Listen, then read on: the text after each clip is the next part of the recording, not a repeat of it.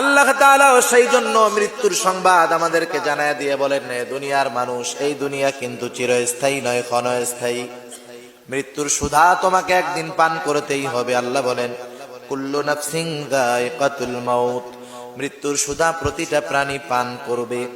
কেন করবে?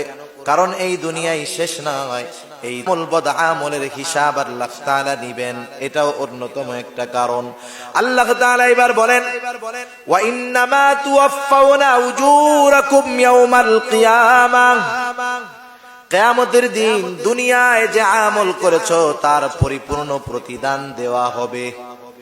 নেক আমল করলেও প্রতিদান পাইবা, বদ আমল করলেও প্রতিদান পাইবা। এই প্রতিদান দেওয়ার জন্য যেই পদ্ধতি দুনিয়া থেকে যাওয়ার, সেটা হলো প্রথম মরণ। ওয়া ইন্নামা তুওয়াফাউনা উজুরাকুম ইয়াউমাল কিয়ামাহ, কিয়ামতের দিন তোমার আমলের পরিপূর্ণ প্রতিদান দেওয়া হবে। সেই দিন যেই লোকটা ফামান যুহজিহা আনিন নার ওয়া উদখিলাল জান্নাতা ফাকাদ ফাজ। সুবহানাল্লাহ।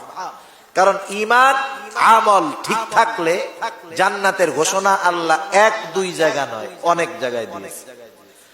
যেমন আল্লাহ তাআলা বলেন, ওয়াল্লাযীনা আমানু ওয়া আমিলুস সালিহাতি লাহুম জান্নাতুন তাজরি মিন তাহতিহাল আনহার, যারা ঈমান এনেছে, নেক আমল করেছে, তারা